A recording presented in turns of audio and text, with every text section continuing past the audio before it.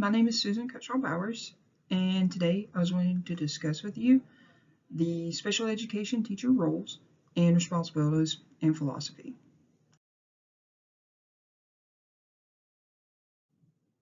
I would like to start by going over my infographic, which regards the roles and responsibilities of the special education teacher.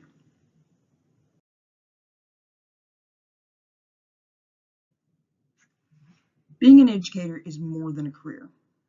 Your goal as an educator, especially a special education educator, is to promote the learning and the lives of the students you teach. Learning some of the basic rules and responsibilities of being a special education teacher can help you gain a strong foundation for becoming an exceptional teacher and an advocate for your students. Roles in supporting learning. Conduct ongoing assessment to track student development, assist in the development and implementation of BSPs, create an inclusive learning environment, ensure that the IEPs that are developed are followed, and support the learner. Develop and implement plans for gaining and improving social skills. You also have legal responsibilities. You need to ensure that your students are in the least restrictive environment, ensure students have a safe and inclusive learning environment, create a secure and confidential environment for students, and follow the laws set for special education.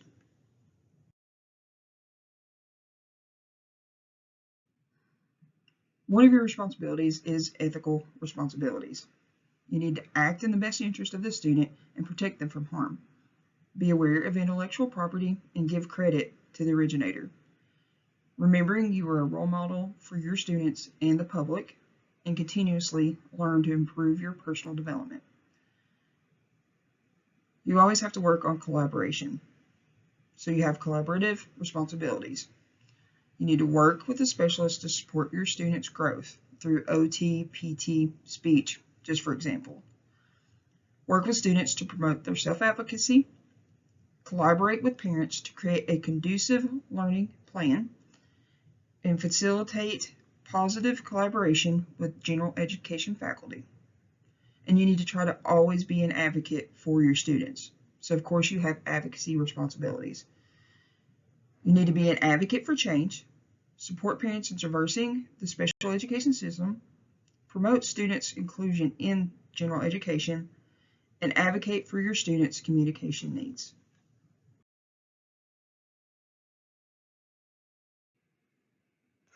I believe that you can be successful as a special education teacher.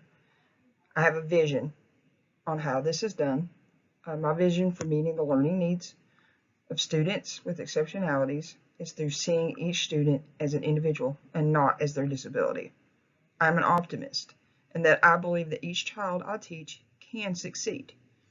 Students need an educator who believes in them and who also meets all their successes and setbacks with optimism and positivity.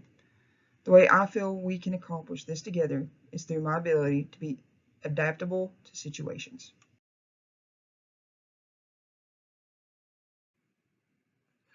Through examining the Model Code of Ethics for Educators, the MCEE, I have found a guide to help me in making ethical decisions and being prudent and striving for the prosperity of my students. The MCEE contains an abundance of information on guiding principles to be an ethical educator. Some examples I found helpful are being sure I follow and uphold the laws, despite my personal views, and never plagiarize. I should always give credit where credit is due. I need to be fervent in my pursuit to continually learn in my profession to be better prepared to instruct and assess my students. Always be respectful to your students and be understanding of their diverse needs. These two principles are extremely important when determining if a child should be placed in a special education classroom. You have to consider all the factors that could cause a child to have setbacks in the general education setting, so you can assess them appropriately and get the least restrictive environment possible. You should always be respectful in your communication with parents and colleagues and keep everything confidential, and be mindful when communicating electronically. I plan to continually put effort and time into learning and gaining an understanding of each of my students, both educationally and personally, so I can seek to implement a nurturing and diverse learning environment for them. Not every student communicates the same way.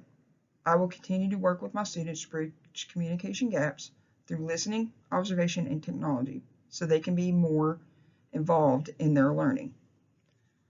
To ensure that I have knowledge, I need to continue to my need for lifelong learning to better assist my students. I can make use of sites like the Council for Exceptional Children, which has webinars on demand for helping educators continue their learning. The school system also offers PLCs, professional learning, throughout the year to help teachers share and learn from each other on effective teaching methods.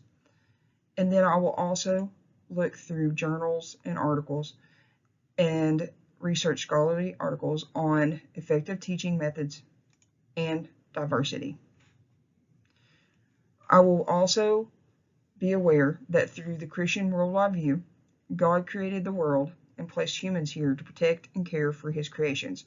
Putting this perspective in practice, especially for those who need extra protection and care due to being exceptional. You must work morally and serve others and help them flourish. This also helps with cultivating society and promoting the common good through acts of goodness and justice facilitated through education. Thank you for taking time to listen to my video, and I would like for you to also view my references.